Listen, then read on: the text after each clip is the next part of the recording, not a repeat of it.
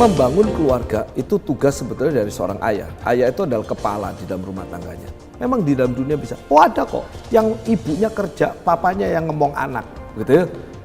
Dan anaknya oke. Saya bilang bukan oke, kebetulan oke. Gitu ya. Artinya that is not the normal condition. Ya seperti tadi. Ada yang papa mamanya bajingan gede, anaknya begitu baiknya. So it's okay, nggak oke. Itu kondisi yang kebetulan begitu.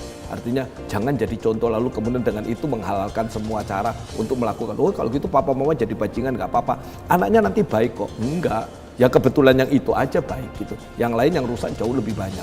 Di dalam waktu yang sedikit, apa yang kita bisa tanamkan kepada anak? Yaitu hal yang penting sekali. Bagaimana menanamkan kualitas, menanamkan otoritas, menanamkan ordo, dan yang paling membangun spiritualitas.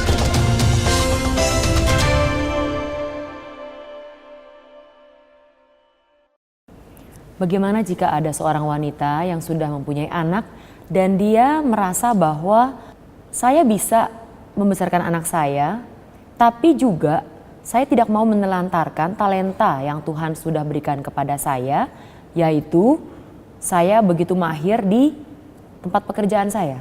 Kalau saya tidak bekerja, saya malah merasa saya tidak menjalankan talenta yang Tuhan sudah berikan kepada saya.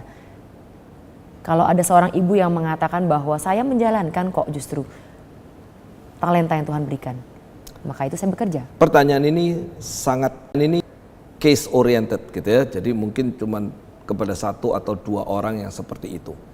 Dan kondisinya akan sangat kompleks. Bisa ibu ini bekerja karena mungkin dia very talented, dia urus anak dengan baik, dia urus suami dengan baik, dan dia juga masih bisa kerja dengan baik.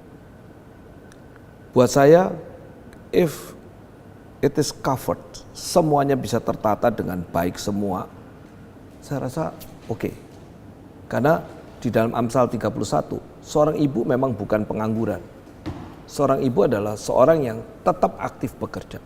Cuma dia harus tahu main job dia di mana. Kalau dia mengerjakan semua urusan rumah tangga dia dengan beres, dan semuanya sudah tertata dengan baik, lalu dia masih punya tenaga lebih untuk dia menggarap pekerjaan dia, it's okay, nggak masalah. Tapi di dalam banyak aspek seperti ini, saya melihat ada beberapa aspek lain yang perlu kita pertimbangkan. Seringkali saya juga pernah melihat seperti itu, ada ibu yang berkata begitu, dia bilang, saya bisa urus anak saya baik. Lalu setelah ngomong nggak berapa lama, saya mulai tanya, kalau kamu bisa urus anakmu dengan baik, karena saya tahu dia menjadi seorang yang sangat meniti karier dia dengan begitu luar biasa dan sampai mencapai tingkat manajer. Lalu saya tanya, suamimu bagaimana? Ternyata suaminya bermasalah kemudian. Kenapa? Karena sang istri menjadi dominan. Nah, di sini another case happens. Saya mengatakan kalau suamimu menjadi underdog, menjadi kemudian termakan oleh posisimu, lalu kemudian membuat keluargamu nggak beres, tunggu waktu, anakmu juga akan jadi nggak beres. Sekarang mungkin kelihatan baik-baik karena kau perhatiin dia baik-baik, tapi ada gejala pengalaman sosial dia, relasi papa mama yang nanti akan membuat jadi rusak. Jadi selama tanggung jawab utama bisa terhandle dengan baik, semua tugas berjalan dengan baik, saya rasa it's okay. Tetapi kalau itu kemudian demi cuman sekedar saya mau menjalankan talenta, entar dulu. Seorang wanita bukan diajar untuk menggarap talenta dia keluar banyak, bukan. Panggilan-panggilan kedua, ketiga, keempat tidak bisa mengalahkan panggilan pertama dia. Dan panggilan pertama dia adalah dia seorang istri, dia seorang ibu. Ya kalau dia betul-betul memang mau menggarap betul-betul panggilan utama dia di karier, jawaban saya adalah jadilah seorang single. Ya nggak usah nikah, ya udah hidupmu habisin buat karier. Kenapa? Ya itu panggilanmu. Sudah kerjakan sana di sana.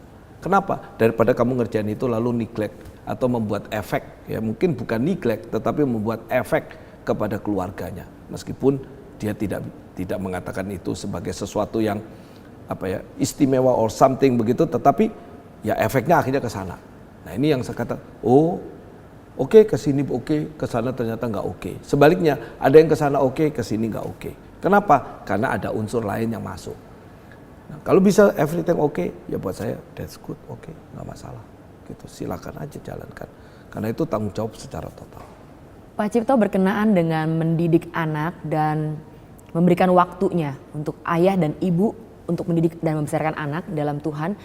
Keadaan yang ada di Indonesia mungkin lebih umum ya, adalah umum untuk keluarga itu mempunyai pengasuh atau pembantu rumah tangga atau neni ya, begitu untuk anak-anaknya. Bagaimana untuk orang tua itu terus waspada tentang hal ini, karena perannya neni atau perannya pembantu rumah tangga jadi seringkali cukup besar dalam membesarkan anak-anak. Ya, ini efek tadi juga berkaitan dengan masalah pekerjaan ibu dan sebagainya. Salah satu yang kemarin waktu di dalam pameran Logos, mengikuti sebuah pameran pendidikan, gejala yang muncul dari banyak orang tua mulai menanyakan, ada nggak menyekolahkan untuk anak saya sekolah umur 2? Sebagian mulai tanya, sekolah untuk anak umur 1.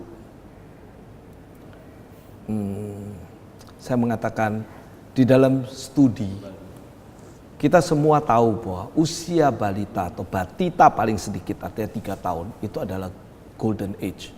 Itu adalah masa-masa yang pendeta Stephen Tong sebut sebagai masa-masa penanaman first degree, dekrit pertama. Penanaman first degree itu begitu pentingnya karena mengisi 2 hal yang paling utama bagi anak. Yang pertama adalah mengisi kebenaran. Jadi anak 3 tahun pertama tidak bisa kita permainkan, lalu kasih semua opsi, lalu kemudian mengatakan ini salah, itu lucu, ini salah. Misalnya kita bilang, oh baju Ibu Leoni berwarna hijau, oh bukan, kuning, oh bukan, hitam. Warna hitam adalah warna yang jawaban benar. Tapi sebelum warna itu diberikan banyak pilihan salah. Untuk orang yang sudah dewasa itu menarik. Tapi untuk seorang anak di bawah 3 tahun itu tidak lucu sama sekali. Karena anak itu akan menjadi bingung antara apa yang benar dan apa yang salah. Lalu kalau seperti itu dia akan bertanya, mungkin hitam juga salah nanti. Maka untuk anak 3 tahun pertama dia harus dapat otorisasi kebenaran. Jadi dia mesti tahu ini hitam, titik, jawabannya hitam. Yang itu warnanya coklat, berarti coklat. Jadi anak langsung akan mendapatkan jawaban yang absolut, yang tepat, sehingga anak itu tidak confused. Dan itu menjadikan satu confidence buat dia untuk dia bangun nanti mendapatkan kebenaran. Tapi ada hal yang kedua yang juga jauh juga penting, yaitu mendapatkan ordo. 3 tahun pertama anak itu sedang mencari identitas dan bentuknya dia.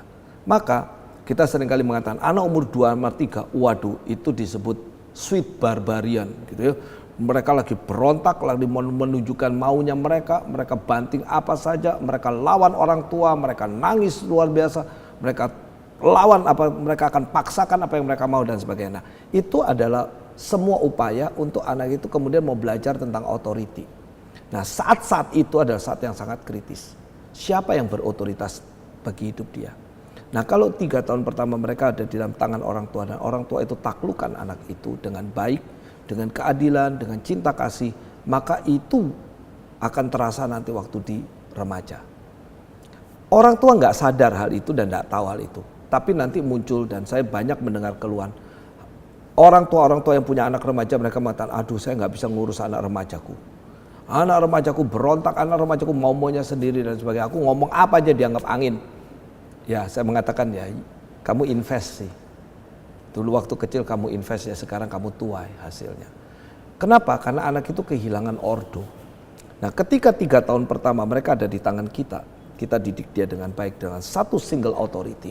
Maka anak itu nanti sampai tumbuh besar dia akan apa-apa refer ke kita.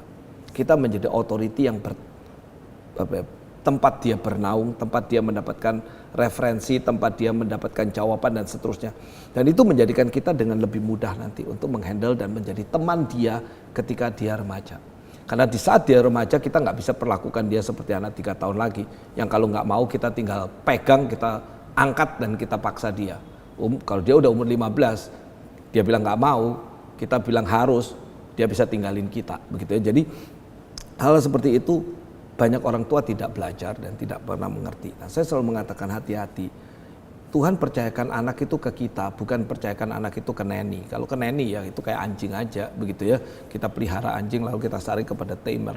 Nah, kita menjadi seorang yang Tuhan percayakan, balik kepada calling tadi, balik kepada bagaimana kita menghargai pusaka yang Tuhan percayakan, bagaimana kita menghargai orang yang Tuhan berikan pada kita, satu manusia meskipun bentuknya masih kecil, umurnya masih muda, tetapi dia adalah satu manusia, bukan setengah manusia atau seperempat manusia.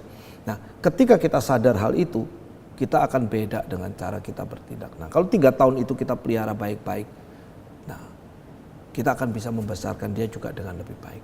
Nah, apakah salah kita punya pembantu? Enggak salah.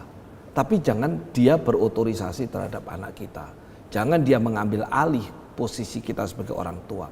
Mungkin kalau kita punya pembantu, dia membantu mencucikan popoknya, mencucikan apa tempat makannya, membereskan ranjangnya, it's okay. Mengambilkan ini dan itu okay. Tapi anak itu tetap ada di tangan kita. Dan otoritas apapun ya atau tidak itu ada di tangan kita. Nah, dengan begitu anak itu akan terdidik. Dan orang tua yang bijak, dia akan kasih tahu ini boleh, ini tidak, ini benar, ini salah. Dan itu akan menjadikan anak itu firm. Dalam pertumbuhan dia firm, dia nggak akan kaku, dia nggak akan goyah. Tapi dia juga tidak menjadi orang yang kemudian menjadi apa ya seperti jelly gitu ya, yang nggak punya tulang begitu. Nah, saya mengharapkan bagaimana orang tua sadar hal ini. Kenapa? Karena kita dipermainkan oleh satu dunia yang sangat-sangat berbahaya. Banyak orang tua bukan nggak punya, sekali lagi ya, bukan nggak punya akses untuk belajar, tapi nggak mau belajar. Kalau sekarang berapa sih yang nggak punya smartphone di tangan begitu ya? Kalau mau googling apa saja gampang. Dulu mau cari buku susah, hari ini ke setiap mall, hampir nggak ada mall nggak punya toko buku. Mau akses buku juga ada. Tapi pertanyaan mau atau tidak begitu. Yang saya tanya sebagian besar kok enggak. Nah, ini yang mungkin kita boleh coba, khususnya orang-orang Kristen, anak-anak Tuhan, cobalah kembali. Kita punya firman. Kita punya buku baik, ayo coba kita bertumbuh. Menarik karena tadi Pak Cipto menekankan pentingnya usia 0 sampai 3 tahun. Karena mungkin di kebanyakan para pemirsa, justru bukankah umur itu anaknya kelihatan gak bisa ngapa-ngapain? Betul. Apa yang bisa lebih ditekankan kepada setiap mereka yang merasa umur segitu mah dijaga sama pembantu aja, kan cuman masalah mandiin dan kasih makan. Itu terus terang begitu banyak juga ya yang berpendapat seperti itu. Anak di bawah 1 apalagi dijaga sama siapapun dia kagak tahu. Jadi apa yang bisa Pak Cip katakan untuk mungkin mengkoreksi pemikiran yang salah dan memberikan pemikiran yang lebih alkitabiah kepada mereka yang berpikiran seperti ini? Itulah kecelakaan yang paling menakutkan. Ketika sesuatu tidak bisa kita lihat, kita anggap jadi tidak ada. Sesuatu yang begitu penting karena tidak ternalar, tidak terperhatikan, maka dianggap tidak ada. Itu di dalam dunia filsafat disebut the sin of ignorance, gitu ya. Dosa karena justru mengabaikan, bukan dosa karena berbuat, dosa justru karena nggak berbuat. Seorang anak memang tidak disuruh oleh Tuhan untuk beraktivitas terlalu banyak di masa kecil. Dan ini adalah prinsip yang penting sekali. Saya tertarik ketika saya baru lulus sekolah teologi, Pendeta Siventong bilang sama saya, lu jangan kemana-mana dulu, nggak khotbah-khotbah dulu, duduk di bawah dengerin aku khotbah 3 tahun. Bukan sekedar dengar belajar apa yang dikhotbahkan, isi khotbahnya, tapi belajar membentuk karakternya, melihat spiritnya dan sebagainya. Dan ternyata menunggu diam 3 tahun itu susah. Kenapa? Karena 3 tahun itu adalah waktu untuk saya menyerap. Bukan berbuat sesuatu, tapi menyerap sesuatu. 0 sampai 3, anak tidak berbuat sesuatu, tapi anak sedang menyerap sebesar-besarnya. Semua pendidik tahu, 0 sampai 3 itu anak seperti spons. Apa aja dikasih diserap sama dia. Apa aja dilihat dimakan sama dia.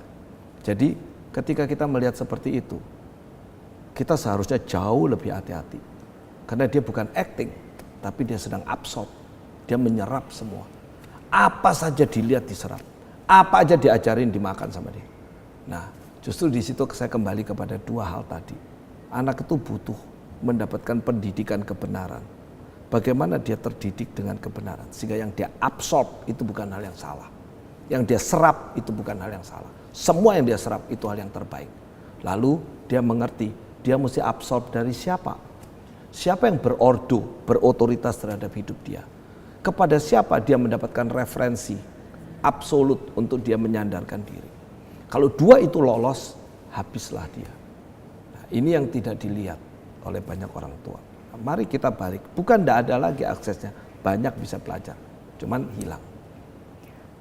Yang bagian terakhir, jadi jika saat ini ada pemirsa yang menyaksikan keseluruhan program dan mendengarkan apa yang telah diuraikan oleh Pak Cipto barusan, dan mereka merasa, wah begitu pentingnya ternyata peran saya sebagai orang tua, adakah hal lain yang Pak Cipto bisa sampaikan kepada mereka atau hal-hal yang ingin lebih ditekankan kepada para pemirsa secara langsung? Ya, kita tidak bisa lepas bahwa kita berada di era yang kita sebut sebagai era postmodern. Era postmodern adalah era pluralis, subjektif, relatif. Jadi, di tengah-tengah zaman yang bersifat postmodern ini, kita berusaha untuk meninggalkan semua konsep. Kita main dengan semua yang bersifat empiris. Akibatnya, orang tua terbawa. Kesenangannya adalah melihat contoh sana, contoh sini, tanpa mengerti konsepnya di sebelah mana. Anak Tuhan, orang-orang Kristen diajar untuk kembali kepada firman. Dan di sini sekali lagi peranan teologi reform begitu ketat untuk mengajak kita belajar ke firman Tuhan dengan mendalam, dengan akurat. Untuk apa? Membangun konsep yang benar. Di dalam pengalaman beberapa saat saya mulai terlibat di dalam dunia pendidikan, saya merasa format-format pendidikan apalagi di Indonesia begitu pragmatis. Saya sampai tanya, 1 kali 3 sama 3 kali 1 sama enggak? Langsung jawaban tanpa mikir, langsung jawab sama. Saya katakan beda. 1 kali 3 itu berarti 1 kali untuk 3 unit. 3 kali 1 berarti 3 kali setiap kali 1 unit. Contohnya adalah kalau kita makan pil, 1 kali 3 sama 3 kali 1 berbeda sekali. 3 kali 1 kita sehat, 1 kali 3 kita overdosis. Tetapi buat orang yang penting hasilnya sama 3 kok. Kenapa? Karena mereka tidak pernah mengerti kali itu apa sebetulnya. Nah, kalau itu hal yang kecil sudah seperti itu, bagaimana kita mengerti firman Tuhan kita menjadi konsep untuk membangun satu kehidupan. Kita tidak membangun hidup berdasarkan pragmatisme, berdasarkan empirisme. Tapi kita membangun kehidupan berdasarkan konsep yang firman Tuhan katakan. Dari prinsip firman Tuhan itulah bagaimana kita jalan dalam kehidupan. Nah, saya rindu para orang-orang tua Kristen coba kembali menguji setiap pengalaman kembali kepada konsep yang sejati. Coba kembali kepada pengertian-pengertian yang tepat. Diuji kembali setiap konsep yang kita miliki. Apakah itu sesuai dengan firman Tuhan atau tidak? Terima kasih Pak Cipto telah meluangkan waktunya dan membagikan prinsip-prinsip yang penting sekali tentang parenting ini. Yang tentu menjadi pergumulan bagi setiap kita dan begitu banyak keluarga yang menyaksikan program ini. Dan juga pada para pemirsa Reform 21, terima kasih telah menyaksikan dan mengikuti pembicaraan saya dengan Pendeta Sucipto Subeno di Subeno in Conversation with kali ini. Kami berharap dan selalu berdoa bagaimana setiap pemirsa dimanapun Anda berada mendapatkan berkat yang banyak dari setiap program yang Reform 21 bagikan kepada Anda sekalian. Terima kasih, Tuhan memberkati. Saya Leonie, tetaplah mengikuti program Reform 21.